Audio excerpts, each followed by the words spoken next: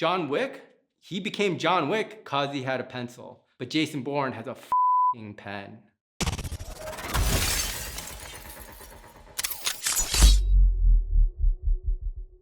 Welcome back to another episode of ScenicFights, Fight Scenes Breakdown. I'm Chad Vasquez, and my buddy, the man who taught John Wick how to use a pencil, Mr. Logan Lowe.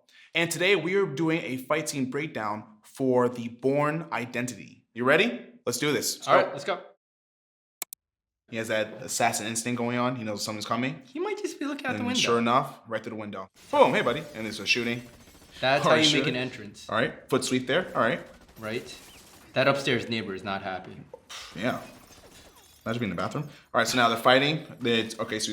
So going for a rear naked choke hold. Some problems here. We'll break this down. There's some issues here. When he goes for this control, whether his hands are palm to palm or locked, he puts his head on the choking arm side. That's a hell no. You don't want your choking arm and your head to occupy the same space, right? So my right arm's the choking arm.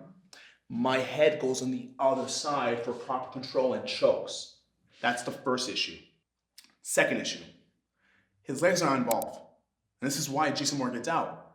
His legs should be involved like so. These are referred to as hooks. If the guy knows nothing, you can cross your feet. Against trained people, this is a bad idea. So just, Logan can bring his foot around and actually, Logan, go ahead and do it. Cross both feet on my top ankle. Okay, I'm gonna do it lightly. Yep.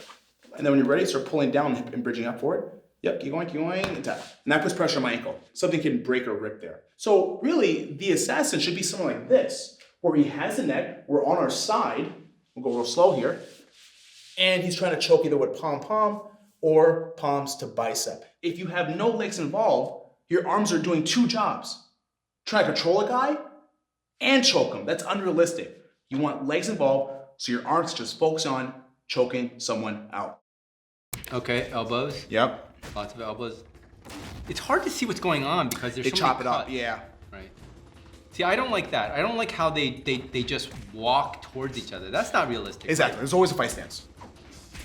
All right. Oh, low kick. Okay, there's rolling out. Ooh, push dagger. So, push dagger it is. It's push dagger time. Yeah, and like the way he's using it, he's like striking, right? Precisely. Here we have a push knife, particularly a Hanshu push knife. This is what it looks like. It's basically meant purely as a thrusting weapon. Can it be used as a slashing weapon? Of course. My personal opinion is the push knife is probably best for someone with very little weapons training, but extensive boxing training. If we had someone here with extensive boxing training, they could probably explain it. Oh wait, you do. Oh, well, yeah. What are the chances? So I could see two ways I would do this, okay? Scenario one, I'm fighting a guy who does not have a weapon, right? And I want to stab him. All right, so I can see myself going to my orthodox stance and uses my power arm. Why? Well, because of my lead hand. The most important punch is the jab. I can use it to harass my opponent's guard. So I don't always have to hit Logan. I can start hitting his guard, right? From here, I can harass. Then I can fake and go right to the body, right? So I can use it as a harassment tool. As I'm doing that, I can set up my power punch with the weapon. However, let's say you do have a weapon. Right. Now that gets more risky, right? I mean, you can imagine just me reaching out like you just told everyone else, you can cut me. Right. So I might switch this tool and put it to my jab hand. Now, being safe here, using that to quickly work stabs, because the jab essentially is like a stabbing weapon. It's not a power punch. It's more like a stabbing weapon to do minor damage, good damage, but also to harass the guard, measure distance, and set up other weapons in your arsenal. So that's how I would change my strategy depending on who I'm fighting. And I have to say that I never considered that. But the moment I showed this to Chad, he said, oh, why wouldn't he put it in his jab hand? And I never thought of it like that. But after seeing how a boxer such as Chad would use it, I get it. I believe that in this scene, it would have made sense if he was not a trained knife person to begin with, to have that in his jab hand. Which then begs the question, if he was a trained knife expert, would he have a push knife? I would say no. I would think that he would have a gun, a straight edge knife, and then this as his backup carry. See, I don't like that. They keep dropping their hands like that.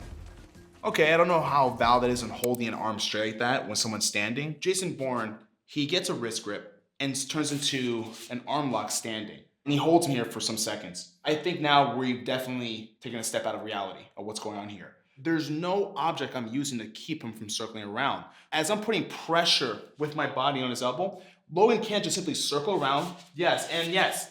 And what happens is his elbow gets loose and free. So now he can start pulling the arm out and I lose my control. So that type of entanglement where I'm holding a type of 2-on-1 behind his arm while we're standing doesn't make sense to me.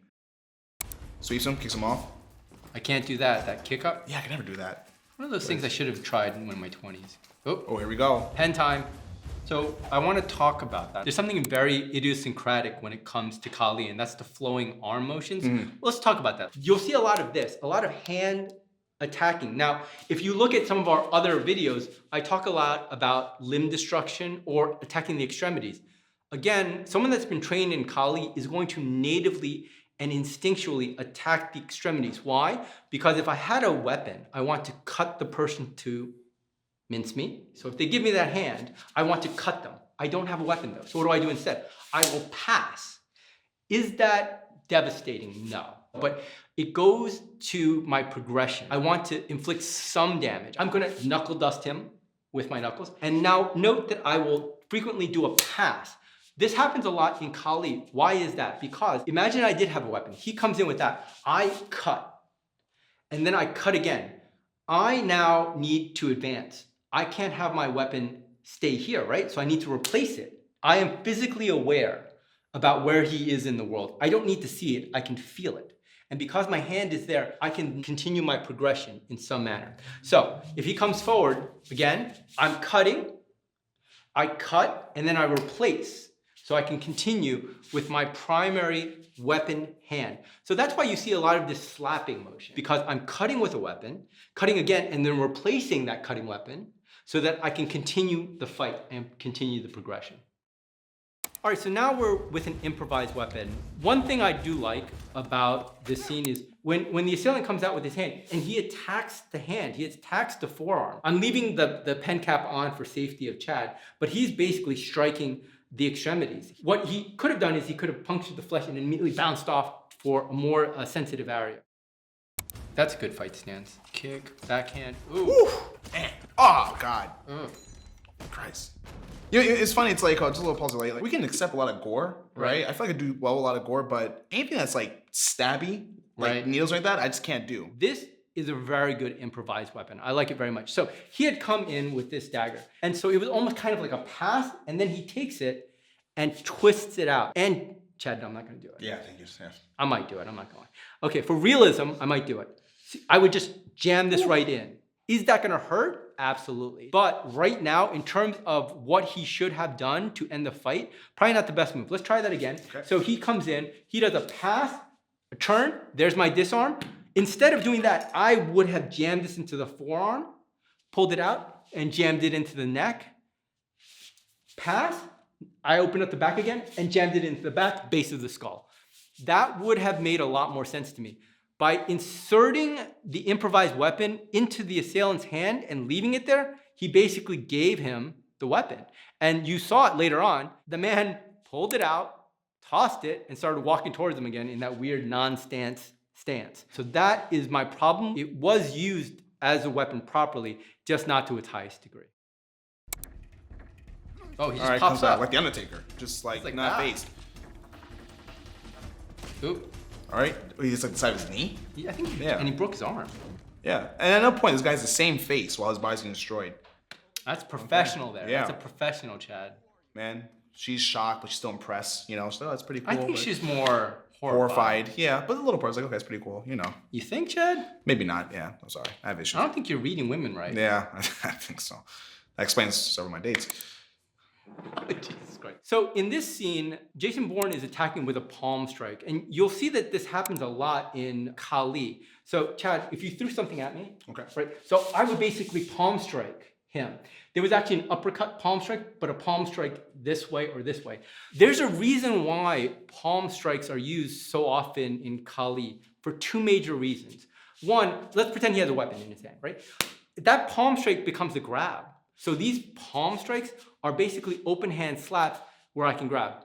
But more importantly, Chad, if you were in a street fight How comfortable would you feel punching someone in the face or the head without any gloves on? Okay, yeah.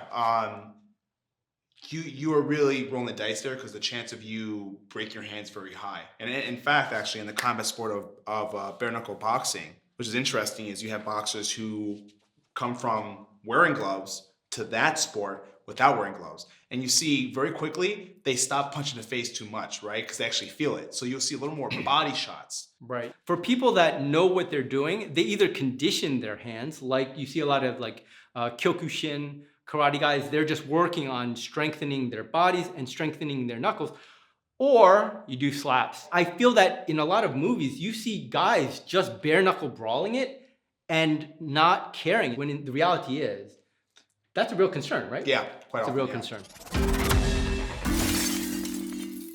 It really hit on all the things that drew me to Kali in the first place. Again, you have someone that had to quickly have an improvised weapon against someone with an edged weapon. I thought that was really cool. He did all the things that he was supposed to do. He attacked the extremities. He basically tried to keep away from the edged weapon while progressing as much as he could with an improvised weapon. Super cool. One thing I'm starting to realize now that I'm older is the use of the push knife. Something that really made sense for someone that was attacking that probably wasn't as skilled with edged weapons. As Chad mentioned, just putting it into your jabbing hand or into your power strike hand, that's great. Honestly, for this scene, I give it an A-. It was great when I was younger, and it's still great now. Again, I'm just talking about the weapons portion of it. Very small part of the entire fighting scene. I don't see a lot of stuff that I like. There are things that I disagree on with how joints are being broken, especially how like control to chokes are being applied. I don't see anything effective there. With regards to then the striking portion, I know there is a breakdown on just the movement and its roots to Kali, and I could definitely see that beautifully with the weapons. If we're taking the weapons out, I don't see the effectiveness of committing two arms to when punches are coming at you. What would make more sense to me is that if I'm extending limbs out, there's a hand back to fire off I have to. So any reach or strike, this is behind to back up or grab, but I don't commit to two hands when punches are being thrown there. So I tried to find some things to work with here, but I'm sorry guys, I gave this fight scene a D for the hand-to-hand combat. I'll have words with him later.